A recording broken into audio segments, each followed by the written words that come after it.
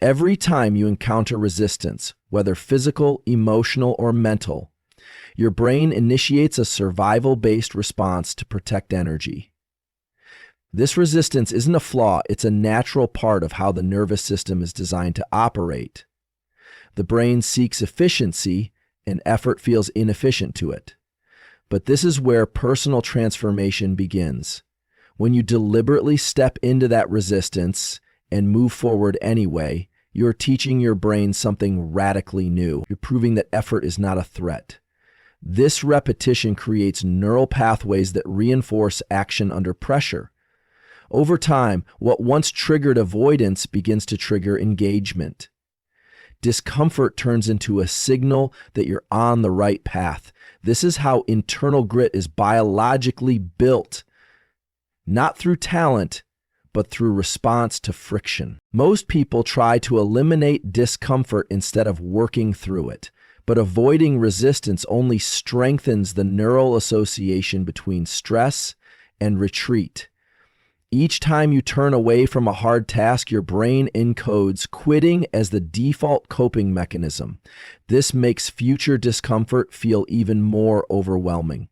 The solution is not found in avoiding the friction, it's found in using it as the tool for mental conditioning. Forcing yourself to act in the face of resistance rewires your system to expect difficulty and move anyway. That neurological shift makes you mentally tougher without needing external motivation. What was once unbearable becomes manageable and eventually automatic. Your brain begins to view struggle as the path, not a sign of failure. You build the habit of pushing forward regardless of emotional state. The key to making this shift permanent lies in repetition. Each act of pushing through when it feels easier to stop reinforces the prefrontal cortex, the brain's center for decision-making and willpower. This region gets stronger the more you use it, just like a muscle.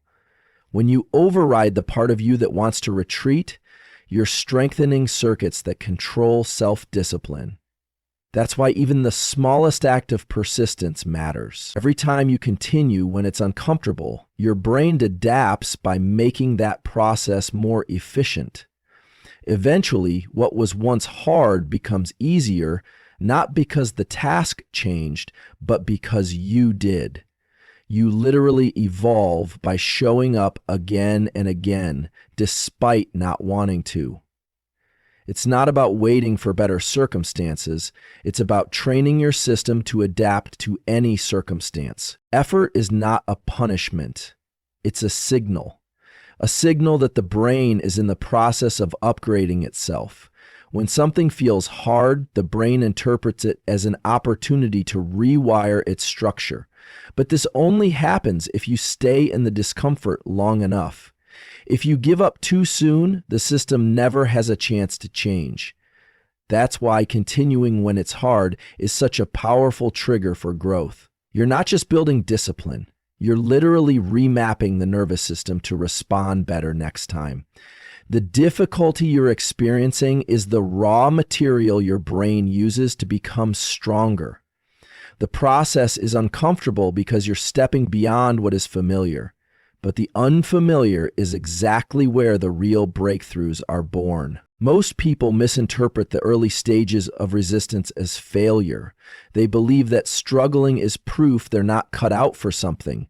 But in truth, struggling is proof that adaptation is taking place. Your brain is encountering a new pattern and trying to decide how to respond.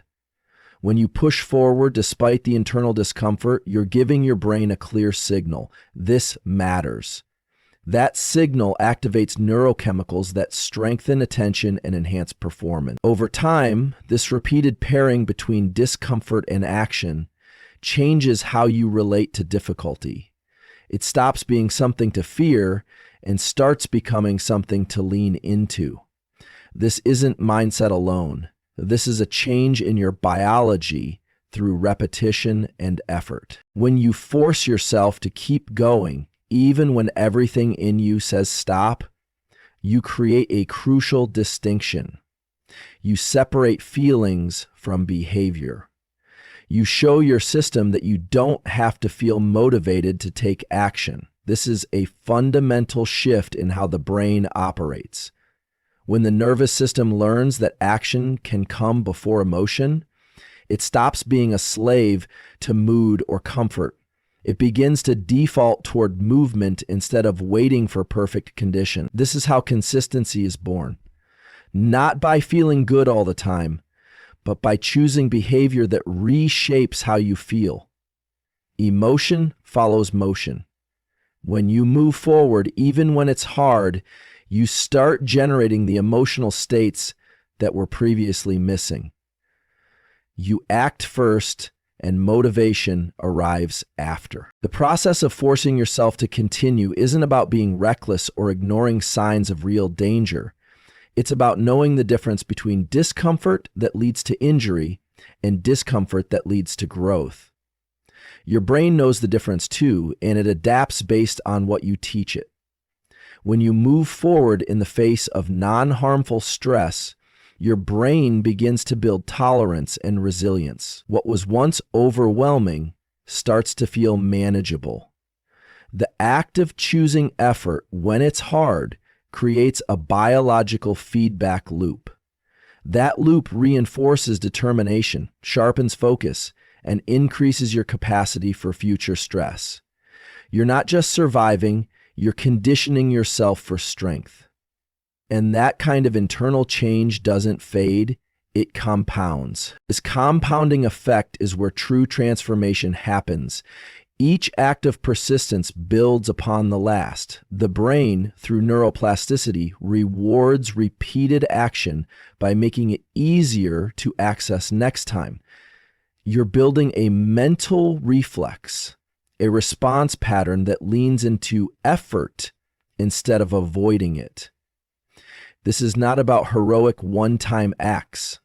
It's about thousands of micro decisions to keep going. Every decision carves deeper grooves into your neural circuitry. Over time, your identity shifts. You begin to see yourself as someone who doesn't stop even when it's hard. That identity is the foundation of long-term confidence. You no longer need to rely on motivation because your system has internalized persistence as a core trait. This is how you force yourself to keep going, not through willpower alone, but through a deep understanding of how the nervous system changes under pressure. You're not just hoping to be stronger, you're engineering strength through repeated exposure to difficulty. Every time you move forward when it's hard, you're reconditioning the brain to expect challenge and respond with action. You train your body and mind to align with forward motion, even in uncertainty. You're not reacting from survival, you're acting from growth. And that change, once initiated and maintained, becomes the defining characteristic of your behavior. What once required effort now becomes instinct. What once felt impossible now becomes your new baseline. That's how internal force is built. Not by waiting, but by stepping forward when it's hardest. Waiting for motivation before taking action is one of the biggest lies people believe. The truth is that motivation rarely comes before movement. It's often the result of movement. When you sit still, overthink, and wait for the right feeling to arise, your brain remains in a state of passivity. But the moment you force yourself to take one small action, even if it's minor, the chemistry of the brain begins to shift. That shift is triggered by dopamine, a molecule tied to motivation, reward, and drive. Dopamine isn't just released when you succeed. It starts to flow when you're actively pursuing something. Taking action, especially in the face of resistance, sparks a chemical loop that energizes your nervous system. You start to feel capable because you've moved, not because you waited to feel ready. That movement is the spark that lights the internal fire. Dopamine is misunderstood as a reward-only signal, but in reality, it's heavily tied to anticipation and effort. Your brain releases it when you're on the path, not just at the finish line. This means every time you force yourself to take a step, no matter how small, you generate internal fuel to keep going. This explains why once you start, it's easier to continue. The neurochemical environment changes in your favor, reinforcing the decision to act. When you understand this, you stop relying on motivation as a prerequisite. You flip the sequence: action first, emotion second. Over time, this pattern conditions your brain to associate effort with positive energy. You become someone who acts not because they feel like it, but because they know feeling good follows doing. The brain learns that drive is earned through movement. This loop between action and dopamine is a biological tool you can control. You don't need to trick yourself into wanting something.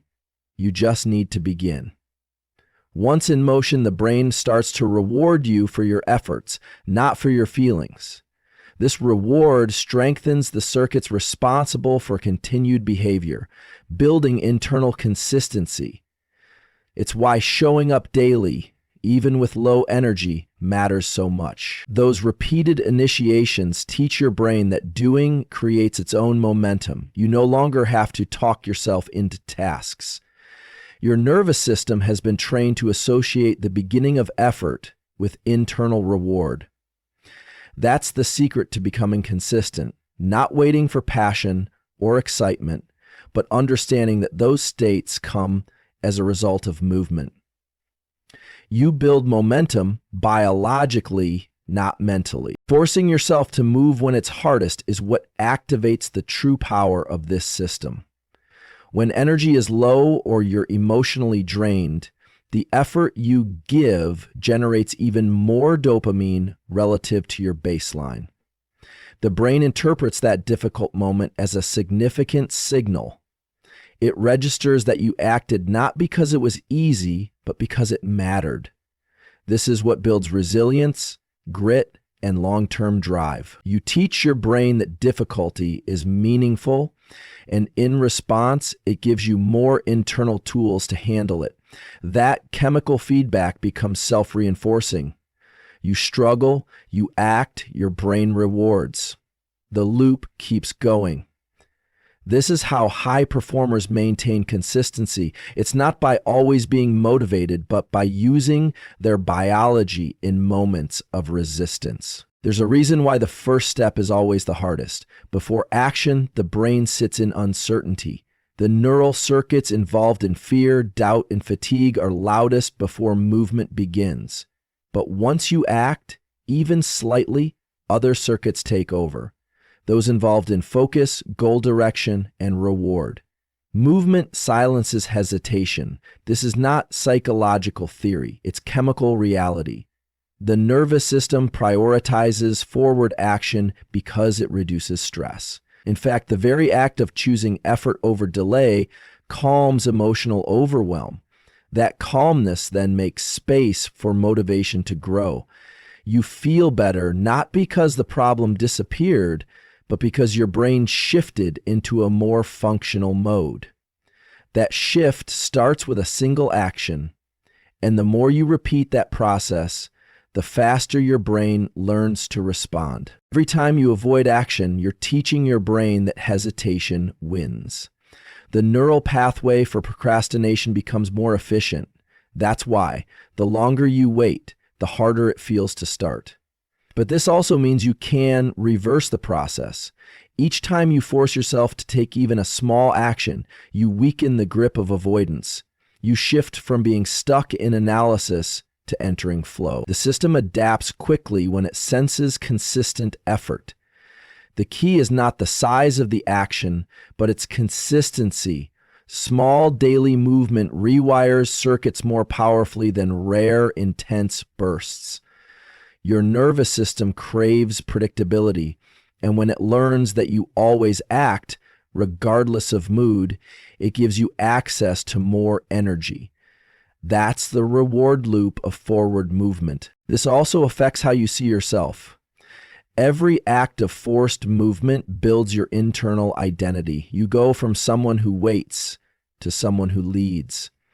Identity isn't created by thoughts, it's created by behavior repeated over time. Your brain watches what you do, not what you say, and forms beliefs based on that evidence. When you push forward daily, even in small ways, you're telling your system, "This is who I am." That identity then shapes your emotional responses, your confidence, and your future decisions. It becomes easier to act because you believe you're the kind of person who acts. That belief is grounded in biology. And it starts from forcing yourself to move, even when you don't feel like it. You don't need to feel inspired to do the work. You need to do the work to feel inspired. Action doesn't just shift chemicals, it shifts clarity. Mental fog, indecision, and fatigue often vanish once you begin moving. The brain rewards direction. Even imperfect action brings structure to chaos. The process of committing to forward effort gives the brain a reason to engage more deeply. Clarity doesn't arrive by thinking, it arrives by doing. When you force yourself to move, you're creating the very conditions required for clarity and motivation to arise.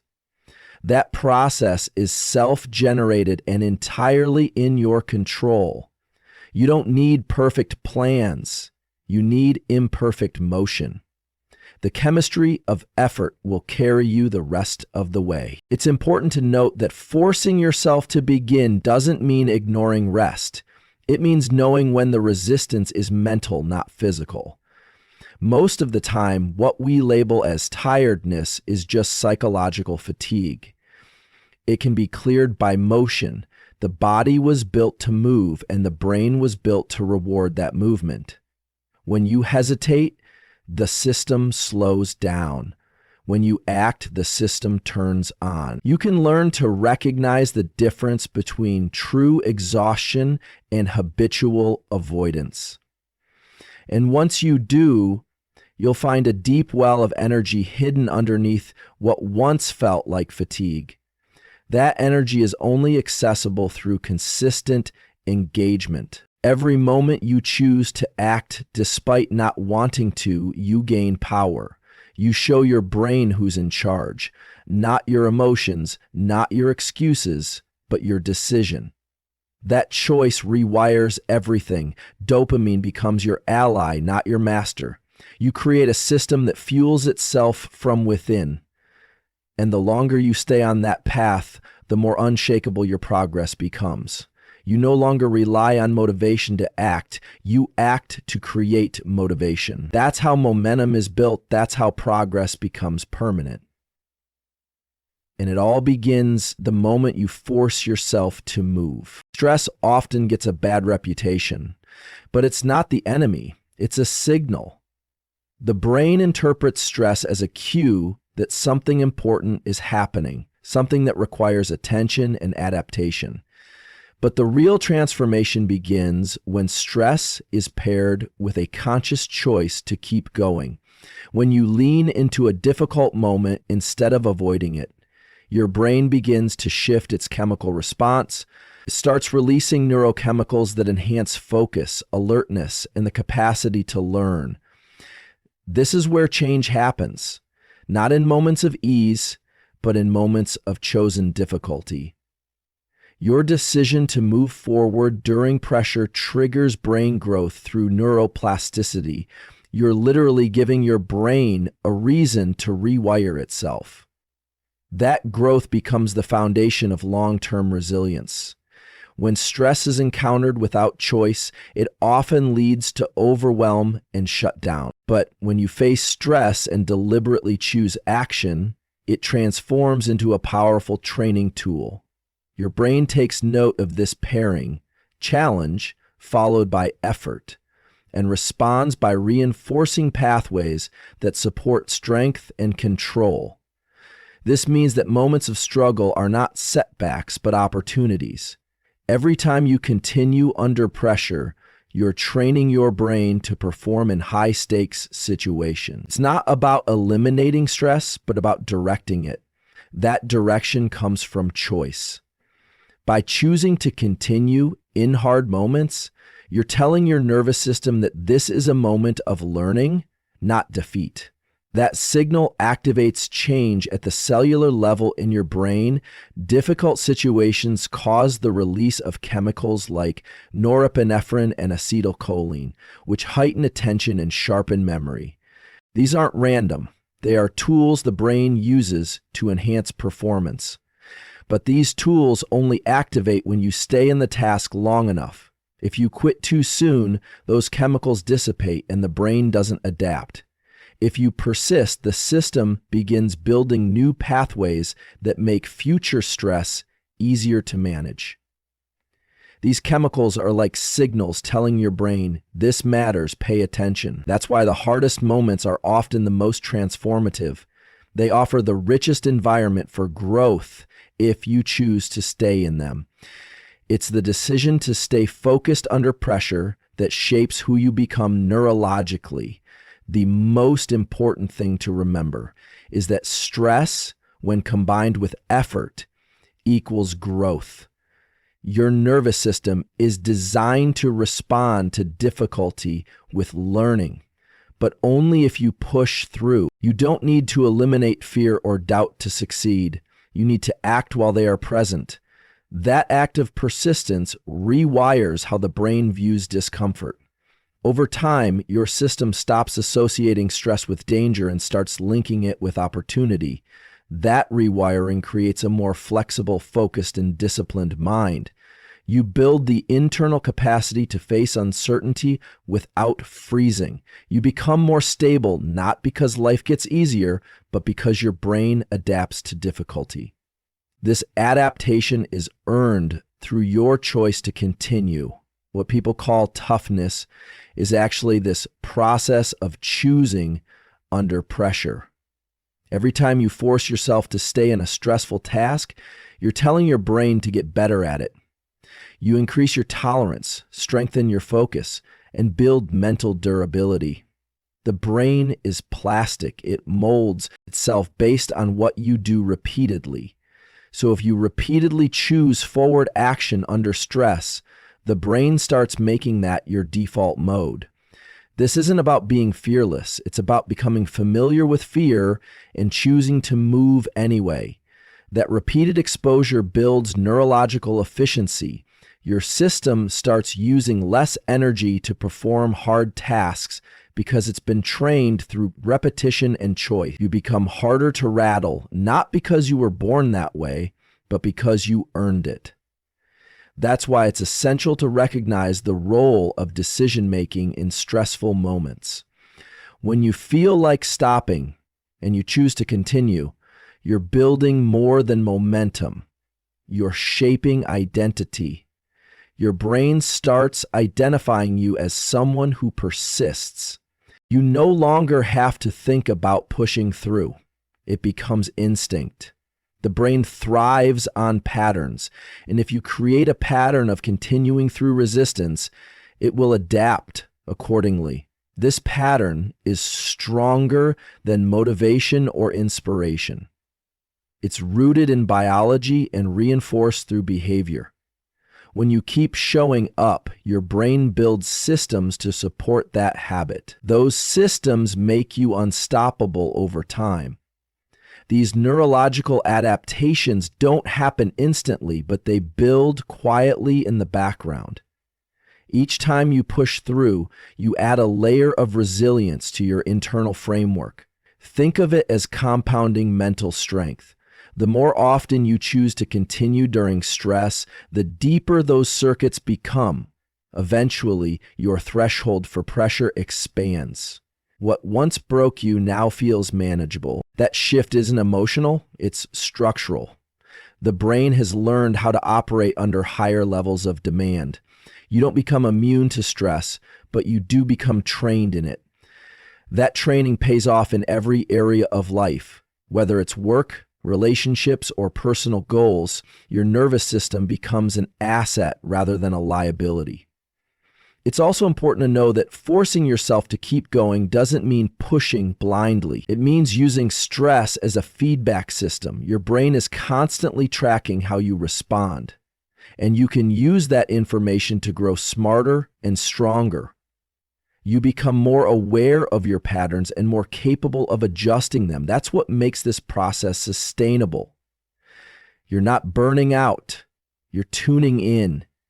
You're learning when to push, when to pause, and how to balance both with precision. This level of awareness only comes from experience, and experience only comes from doing. So when the discomfort hits, lean in, but do it with intention.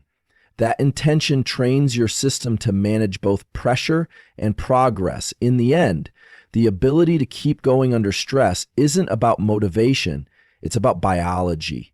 You're using the structure of your brain to your advantage. You're pairing high-state self-reflective states with high-value action, and that combination creates lasting change. It's not a mindset trick or a burst of willpower. It's a deliberate engagement with how your nervous system functions. The more you engage it properly, the better it performs. The effort you give during pressure becomes a message to your brain that this version of you is stronger. That message becomes reinforced every time you act, and over time it becomes your reality. You're not just surviving stress, you're sculpting strength from it. That strength, once developed, stays with you. You've trained your system to do hard things without waiting for comfort. You've built the neural framework that supports performance under pressure. You've learned how to use stress as a tool instead of fearing it as a threat. And that's the real breakthrough. You no longer see struggle as a sign to stop. You see it as proof that you're growing. That shift changes everything. It gives you a sense of control in chaotic moments. It anchors you in action when others freeze. It transforms your brain into an engine for growth, all because you made one powerful decision: to keep going when it was hardest to do so. When you force yourself to keep going, especially when you don't feel like it, you tap into one of the most powerful forces in the human brain, the ability to override impulse. The brain naturally seeks comfort and ease. It is wired to avoid pain, conserve energy, and seek short-term rewards. But there's another part of the brain responsible for long-term thinking, planning, and goal-directed behavior. This part doesn't react, it leads. When you decide to move forward despite emotional resistance, you activate the neural circuits that support discipline and control. These are the same circuits that separate intention from impulse. Each time you choose effort over escape, those circuits grow stronger. It's like exercising a muscle. The more you use them, the more powerful they become. Eventually, effort becomes a reflex, not a chore. What starts as forcing becomes default over time. The brain adapts to what you demand from it, and if you consistently demand persistence, that becomes your internal standard. Early on, it takes mental energy to resist comfort, but eventually the act of choosing discipline requires less conscious effort. This is because the brain's plasticity allows for the automation of repeated behaviors. That's why some people seem naturally disciplined. It's not nature, it's training. They've rehearsed self-betrayal to the point where it feels automatic. But the only way to get there is to begin by forcing the action. You must interrupt your current pattern. That interruption is what starts the rewiring process. The more you interrupt impulse with intention, the more you gain control over your behavior. That enrage isn't mean suppression. It means choice. When you feel the urge to stop, to scroll, to rest, or to quit, it's not wrong to feel that. It's human. But what defines your growth is how you respond to that urge. Your awareness of that moment is a gift. It gives you a gap, a chance to decide. And in that decision lies all your power. If you respond by choosing to act anyway, You're strengthening the neural networks involved in conscious behavior. These are located in the prefrontal cortex, a region responsible for logic, foresight, and willpower. The more you use it, the more reliable it becomes, and soon the things that once felt impossible feel automatic. You become someone who takes action regardless of mood every time you continue. When your emotions scream otherwise, you are teaching your nervous system to follow leadership, not reactivity. The brain, like any complex system, follows its dominant signals. If your dominant signal is to act under pressure, that becomes your operational mode. But if your dominant signal is to escape discomfort, that too becomes your norm. You don't rise to the level of your goals, you fall to the level of your systems. And those systems are shaped by repeated choices. The choice to persist shapes how your brain sees challenge. It goes from something to avoid to something to engage. That shift changes the entire structure of how you approach problems. Problems become puzzles, not threats. That's how resilience is built. Not through avoiding difficulty, but through confronting it repeatedly until your brain gets comfortable being uncomfortable. This doesn't mean life becomes easier. It means you become harder to knock off course. When difficulty shows up, you already know how to respond. Your system has rehearsed this moment. It recognizes the signal, deploys the tools, and keeps you in motion. You're no longer at the mercy of motivation or ideal circumstances. You've built a brain that works under pressure. That doesn't happen through chance. It happens through force, repeated, strategic, intentional force. You force the behavior until it becomes normal, and normal eventually becomes identity. The goal is not perfection, it's consistency. Forward motion even when small compounds.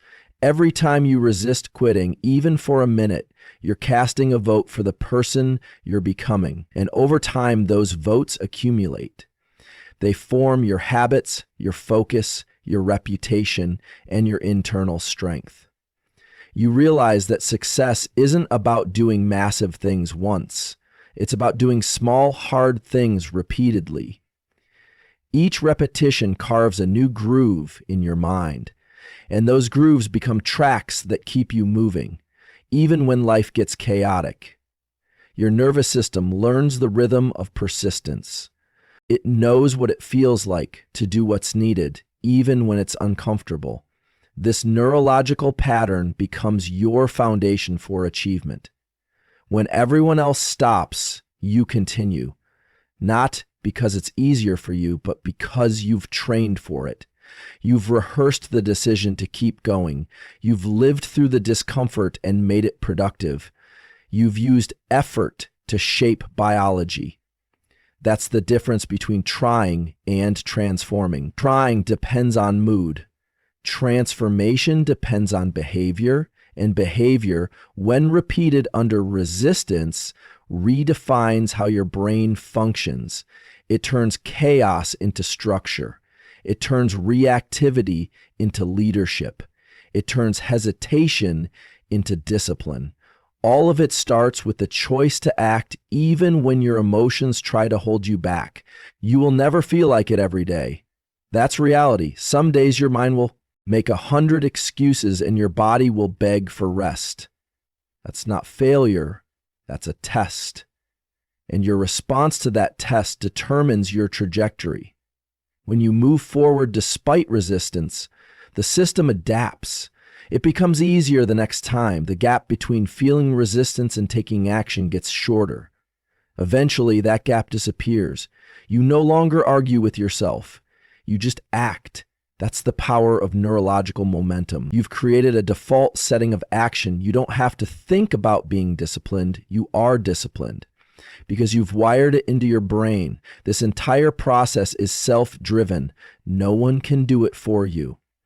But once you understand the biology behind it, you realize the power has always been in your hands.